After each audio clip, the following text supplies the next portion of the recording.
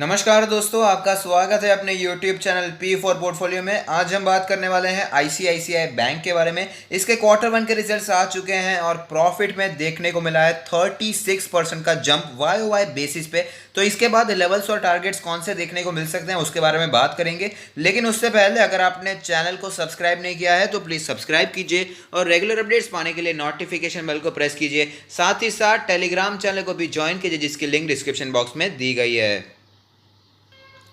तो आप देख सकते हैं कि आईसीआईसीआई बैंक का लास्ट ट्रेडेड प्राइस है 381 रुपीज़, जो कि है 2.66% नीचे।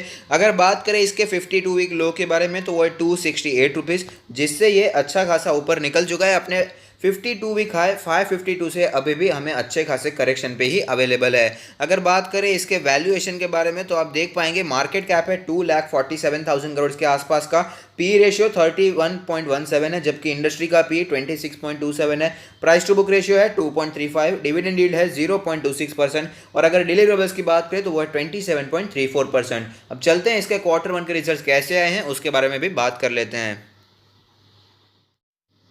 तो हम कर देखने वाले हैं स्टैंड अलोन फाइनेंशियल रिजल्ट, जहां पर सारे फिगर्स रुपीज़ इन करोड़ में दिए गए हैं। तो आप देख पाएंगे टोटल इनकम बनकर आती है 26,000 करोड़ के आसपास की, जो कि पिछले क्वार्टर के मुकाबले अच्छी आई है और साथ ही साथ पिछले साल के मुकाबले यानी कि ईयर ऑन ईयर बेसिस में भी हमें अच्छा खासा इंप्रूवमेंट देखने को मिल रहा है। अगर बात करें इसके प्रोविजनिंग के बारे में तो प्रोविजंस किया गया है 7,593 करोड़ का, जो कि पिछले क्वार्टर से भी ज़्यादा है और साथ ही साथ पिछले साल से भी हमें यानी कि वाई बेसिस पे भी यहाँ पर ग्रोथ देखने को मिल रही है। अगर बात करें यहाँ पर नेट प्रॉफिट के बारे में तो नेट प्रॉफिट निकल कर आता है 2,599 करोड़ का, जो कि क्वार्टर ऑन क्वार्टर बेसिस पे तो बहुत ही ज़्यादा ऊपर गया है और साथ ही साथ ईयर ऑन ईयर बेसिस पे हमें यहाँ पर 36% का इंप्रूवमेंट देखने को मिल रहा है। कुछ और चीज़ें जानना भी ज़रूरी होता है, जैसे कि कैपिटल एडिक्वेसी रेशियो कम होता हुआ नजर आ रहा है, 16% का हो गया है, जो कि था 16.11 और 16.19% पिछले क्वार्टर और पिछले साल में। अगर बात करें यहाँ पर इसके एनपीएस की सिचुएशन कैसी है तो एनपीएस की सिचुएशन में हमें बढ़ोतरी देखने को नहीं मिली है, गिरावट देखने को मिल रही है, जो कि एक अच्छी बात है। 5.46% का ग्रॉस एनपीएस का परसेंटेज निकल कर आया है, जो कि पिछले क्वार्टर और पिछले साल दोनों में कम देखने को मिलता है। और अगर बात करें इसके नेट एनपीएस के बारे में तो वो है 1.23%, जो कि 1.41% था और 1.77% था। तो यहाँ पर भी गिरावट देखने को मिल रही है, जो कि एक अच्छी बात है।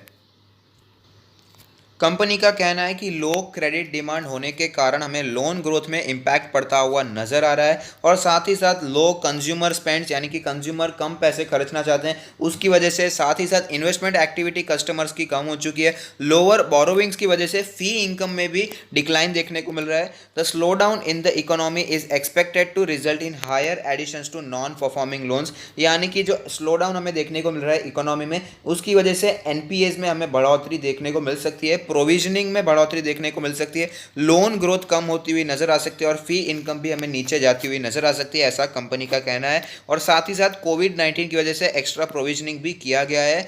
इसी क्वार्टर में एडिशनल कोविड-19 रिलेटेड प्रोविजनिंग किया गया है 5,550 करोड़ का, यानी कि टोटल जो पहले क्वार्टर में भी किया गया था तो टोटल अभी हो जाता है 8,275 करोड़ का प्रोविजनिंग कोविड-19 से रिलेटेड।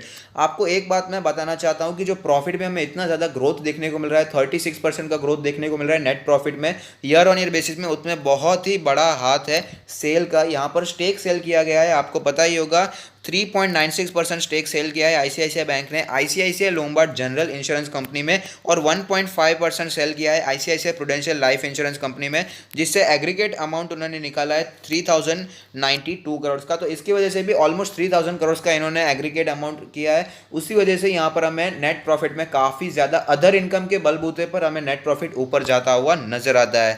एनपीएस की सिचुएशन कम हुई है, जो कि एक अच्छी बात है। तो अब चलते हैं चार्ट्स पर, वहाँ पर कैसी सिचुएशन बनी हुई है उसके बारे में भी बात कर लेते हैं। तो आप देख सकते हैं कि जो मार्च के टाइम पर गिरावट देखने को मिल रही थी 280 के आसपास का सपोर्ट था और उसके बाद रिकवरी अच्छी दिखाई दी है। 400 के आसपास जाने की स्टॉक हमें कोशिश करता हुआ नजर आता है, लेकिन जो रिकवरी हमें दूसरे स्टॉक्स में दिखाई दी है उतनी रिकवरी हमें आईसीआईसीआई बैंक में दिखाई नहीं दी है। आप देख पाएंगे 200 डेज के मूविंग एवरेज के फिलहाल नीचे ही ट्रेड करता हुआ दिखाई दे रहा है। करंट मार्केट प्राइस है 381 के आसपास और जो 200 डेज का ईएमए है वो है 398, यानी कि ऑलमोस्ट 400 का लेवल। इंडिकेटर्स के बारे में बात करें तो मनी फ्लो इंडेक्स का नंबर कैलकुलेट होकर आता है 50.93। थोड़े समय से ये एक ही लेवल में ट्रेड करता हुआ नजर आ रहा है। ओवरऑल सिचुएशन अभी भी ज़्यादा यहाँ पर मनी फ्लो इंडेक्स में खराब होती हुई नजर नहीं आ रही है। अगर बात करें आरएसआई के बारे में तो आरएसआई का नंबर कैलकुलेट होकर आता है 59.99। यहाँ पर भी सिचुएशन हमें एक ही जोन में ट्रेड करती हुई नजर आ रही है और यहाँ पर भी ओवरऑल स्ट्रेंथ ही हमें दिखाई देती है। अगर बात करें इसके एमएससीडी के सिचुएशन के बारे में तो आप देख पाएंगे कि एमएससीडी में फिलहाल बुलिश क्रॉसओवर हमें चलता हुआ नजर आ रहा है, लेकिन पहले भी बहुत ज़्यादा जल्दी ही क्रॉसओवर हो जाते हैं और वापस हमें क्रॉसओवर चेंज होने को भी नजर आते हैं। तो ये क्रॉसओवर कितने समय तक रहेगा ये कोई बता नहीं सकता है। अब देखते हैं बॉलिंजर बैंड में कैसी सिचुएशन है। तो बॉलिंजर बैंड में आप देख पाएंगे एक रेंज ही हो गई है। स्टॉक 330 के आसपास सपोर्ट लेता है और वापस 380 के आसपास रेजिस्टेंस फेस कर रहा है। एक ही जोन में काफ़ी समय से ट्रेड करता हुआ हमें नजर आ रहा है। बॉलिंजर बैंड का अपर बैंड के आसपास ये ट्रेड कर रहा है। अपर बैंड है 390 का लेवल, मीडियन है 363 का लेवल और अगर बात करें इसके लोअर बैंड के बारे में तो वो है 335 का लेवल। अब बात कर लेते हैं इसमें पिवट पॉइंट्स के बारे में। तो आप देख पाएंगे कि पिवट लेवल कैलकुलेट होकर आता है 350 के आसपास का लेवल, उसके ऊपर फिलहाल स्टॉक ट्रेड कर रहा है। रेजिस्टेंस की बात करें तो यहाँ पर करंट मार्केट प्राइस के आसपास 379 380 के आसपास इसे रेजिस्टेंस फेस करना पड़ेगा। फिलहाल ये उसके ऊपर ट्रेड कर रहा है, लेकिन ये सस्टेन हो पाता है या नहीं ये आगे आने वाले दिनों में पता चलेगा। अगर ये यहाँ पर सस्टेन हो पाता है तो उसे जो दूसरे रेजिस्टेंस के लेवल्स है वो है 397 जो कि इसके 200 डेज का ईएमए है और साथ ही साथ 407 के आसपास का रेजिस्टेंस भी इसे फेस करना पड़ सकता है। नीचे के लेवल्स के बारे में बात करें तो यहाँ पर 323 का लेवल हमें दिखाई देता है, उससे भी नीचे जाए तो 295 का लेवल भी हमें यहाँ पर दिखाई दे रहा है। अब चलते हैं ऑल टाइम चार्ट पर जहाँ पर एक कैंडल 1 मंथ को रिप्रेजेंट करती है, जिससे हमें पता चलेगा कैसी मूवमेंट हमें इसमें देखने को मिली है। तो आप देख पाएंगे इसमें ओवरऑल हमें ऊपर ही मूवमेंट जाती हुई नजर आती है, लेकिन बीच में बहुत बार इसमें डीप करेक्शन भी हमें देखने को मिलता है, इसलिए स्टॉक को अच्छे समय पर लेना बहुत ही ज़्यादा ज़रूरी हो जाता है। तो अब चलिए इसमें बात कर लेते हैं पोजीशंस के बारे में। अगर आपने यहाँ पर ऊपर पोजीशन बना कर रखी है, आप अभी लॉस में चल रहे हैं, तो मेरा मानना है कंपनी अच्छी है, इसमें बैंक में ओवरऑल कोई प्रॉब्लम नहीं है, इसे आप होल्ड कर सकते हैं। लॉन्ग टर्म के लिए इसमें कंटिन्यू होल्डिंग किया जा सकता है। अगर आपने इसमें नीचे पोजीशन बना कर रखी है, आप अभी प्रॉफिट में चल रहे हैं, अगर आपने लॉन्ग टर्म के लिए लिया है तो कंटिन्यू होल्डिंग कीजिए, लेकिन अगर आपने शॉर्ट टर्म के लिए लिया है तो कुछ रेजिस्टेंस के लेवल है जिसे आप वॉच आउट कर सकते हैं। जैसे कि इसका 200 डेज का ईएमए हो गया 400 के आसपास और 477 के आसपास हमने इसका पिवट पॉइंट्स पर भी रेजिस्टेंस देखा था, उसी लेवल के आसपास आप इसमें से प्रॉफिट बुकिंग के इस बारे में सोच सकते हैं।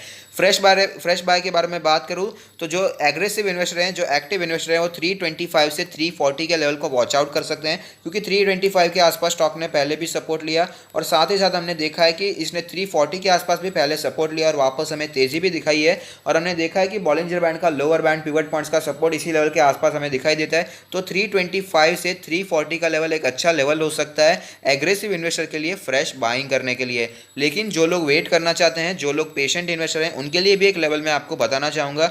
हमने देखा है स्टॉक के लिए 280 का लेवल बहुत ही बड़ा सपोर्ट है, तो वहाँ पर स्टॉक ने पहले भी सपोर्ट लिया था और वापस तेजी दिखाई थी। 300 के आसपास भी स्टॉक ने पहले सपोर्ट लिया था। तो जो लोग अभी यहाँ पर बाइंग करना नहीं चाहते, एग्रेसिव इन्वेस्टर नहीं है, पेशेंट इन्वेस्टर हैं, कंजर्वेटिव इन्वेस्टर हैं, उनके लिए 280 से 300 का लेवल काफ़ी अच्छा लेवल हो सकता है बाइंग के लिए, क्योंकि स्टॉक ने वहाँ पर पहले भी काफ़ी बार सपोर्ट लिया और वापस हमें तेज़ी भी दिखाई है। लेकिन मैं आपको बता दूं कि पहली प्रायोरिटी जाती है HDFC बैंक को, उसके बाद कोटक महिंद्रा बैंक, उसके बाद ही ICICI बैंक में आपको निवेश करने के बारे में सोचना चाहिए। बाकी डिसीजन आपका है, लेवल्स मैंने आपको बता दिए हैं, टारगेट्स बता दिए हैं, लेकिन कौन से लेवल पर लेना है ये तो आपका डिसीजन रहेगा। लेकिन अगर आपको ये वीडियो पसंद आता है तो लाइक कीजिए, शेयर कीजिए, कमेंट कीजिए, सब्सक्राइब कीजिए और मुझे मोटिवेट कीजिए। Thank you, stay happy, happy investing.